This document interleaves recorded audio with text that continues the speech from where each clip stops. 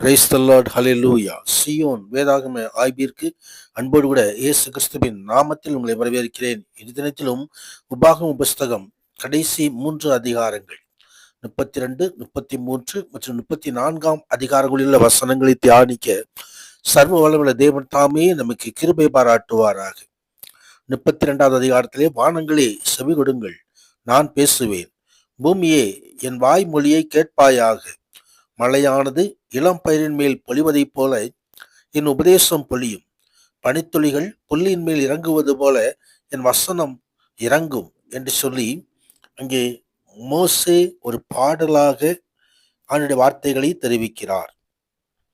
தேவனுடைய இரக்கத்தாலும் கிருபையாலும் மட்டுமே இஸ்ரவேலர் நிலைத்து வாழ்கிறார்கள் என்பதை அவர்களுக்கு உணர்த்துவதற்காக இந்த பாடல் பாடப்படுகிறது. தேவன் மட்டுமே அவர்களை வழி நடத்துகிறவர். ஆனால் இதை உணராமல் இஸ்ரவேலர் செய்ததோ அக்கிரமும் முட்டாள்தனமுமான காரியங்கள். இந்த பாடல் இஸ்ரவேலருக்கு ஒரு கடுமையான எச்சரிப்பு விடுவிக்கிறது. எதிர்காலத்தில் இஸ்ரவேலர் உண்மையற்று கலகம் செய்து கொண்டு விசுவாச மறுதளிப்பு செய்து கொண்டு இருப்பார்களானால் அவர்கள் மீது தேவனுடைய கடுமையான நியாய தீர்ப்பு வரும் என்பதை இந்த வசனங்கள் தெரிவிக்கிறது. கடைசி காலங்களில் நடக்கதான அடையாளங்கள் என்று சொல்லி ஆண்டவர் நமக்கும் கூட கடைசி நாட்களிலே சம்பவிக்கிறதான காரியங்கள் என்ற எச்சரிப்பை ஆண்டவர் நமக்கு தந்திருக்கிறார்.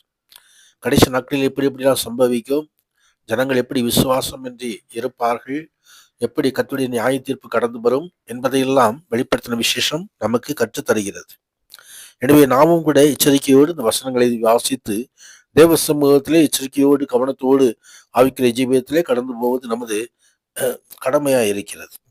கர்த்தர் நாமத்திற்கு மகிமை உண்டாவதாக. தொடர்ந்து 33வது அதிகாரத்திலே மோசே இஸ்ரவேல் சந்ததியாரை ஆசீர்வதிக்கிறதை குறித்து பார்க்கிறோம். தேவனுடைய மனுஷனாகி மோசே தான் மரணமடையும் முன்னே இஸ்ரவேல் புத்திரரை ஆசீர்வதித்த விதமாவது என்று சொல்லி அங்கே ஒவ்வொரு கோத்திரத்திற்கும் ஆண்டவரது ஆசீர்வாதத்தை கட்டளையிடுகிற காரியத்தை குறித்து பார்க்கிறோம். யாக்கோபு தன் மரணமடையும் என்பதாக தனது குமாரர்களை எப்படி ஆசீர்வதித்தான் என்று சொல்லி ஆதியாகமம் 49வது அதிகாரத்திலே நாம் வாசிக்கிறோம். அதே போல் இங்கேயும் மோசே இங்கே இஸ்ரவேல் கோத்திரங்களை ஆசீர்வதிக்கிற காரியங்கள் வெளிப்படுகிறதை நாம் பார்க்க முடியும். கர்த்தர் நாமத்துக்கு மகிமை உண்டாவதாக. நாம் கூட புதிய ஏற்பாட்டின் இஸ்ரவேலராக இருக்கிறோம். எனவே நமக்கும் இந்த ஆசீர்வாதங்கள் சொந்தமாக வருகிறது. கர்த்தர் நாமத்துக்கு மகிமை உண்டாவது. கர்த்தர் தன் பிள்ளைகளை ஆசீர்வதிக்க விரும்புகிறவர். இஸ்ரவேலை ஆசீர்வதிப்பதே அவருக்கு பிரியமான காரியம். அருமையான நாளிலும் இந்த அருமையான தியான வேளையில பங்கு பெறுகிற நமது வாழ்க்கையிலும் இந்த ஆசீர்வாதங்களால் நிரப்ப தேவனாய் கர்த்தர் தயை உள்ளவராய் இருக்கிறார். கர்த்தர் நாமத்திற்கு மகிமை உண்டாவதாக. ஆம், உன்னை ஆசீர்வதித்து பெருக ஆபிரகாமுடைய ஆசீர்வாதங்கள் நமக்கும் உண்டு. இந்த இஸ்ரவேலுடைய ஆசீர்வாதங்கள் நமக்கும் உண்டு. இது கோத்திரங்களுடைய ஆசீர்வாதங்கள் நமக்கும் உண்டு. அது விசுவாசத்தினால் சுதந்திரிக்கும்படியாக நாம் அழைக்கப்படுகிறோம். கர்த்தர் மகிமை உண்டாவதாக. தொடர்ந்து 34வது அதிகாரத்திலே மோசேயினுடைய மரணத்தை குறித்து வேதம் தெரிவிக்கிறதை நாம் பார்க்க முடியும். தன் வாழ்நாள் முழுவதும் தேவனோடு தொடர்பு கொண்டு வாழ்ந்தவர்கள் மரணத்துக்கு பயப்படுவதில்லை.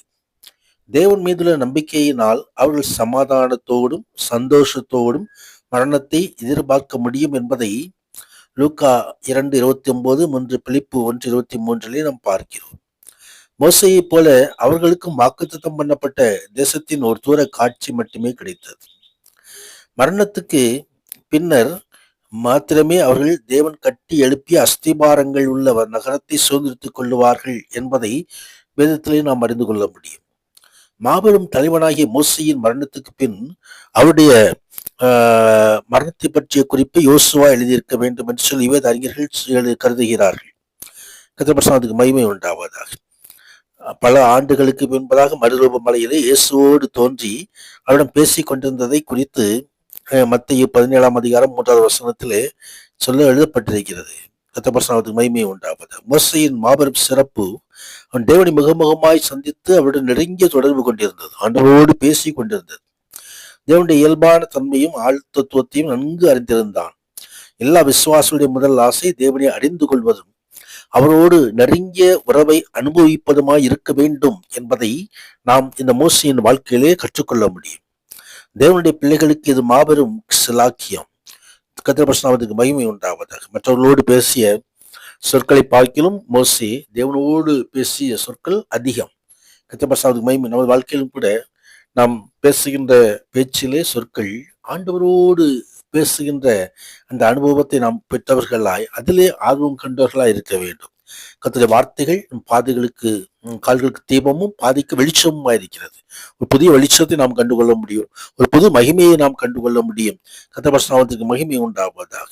ஆம், இந்த மோசையினுடைய காரியங்களை அவருடைய வாழ்க்கையில் உள்ள காரியங்களை நாம் கற்றுக்கொள்வோம். உன்னதரான தேவன் மகிமையான காரியங்களை செய்தருள்வாராக. தேவனோடு அதிகமாய் நெருங்கி ஜெயிக்க நமக்கு கர்த்தர் உதவி செய்வாராக. பரிசுத்த நாமத்திற்கு மகிமை உண்டாவதாக.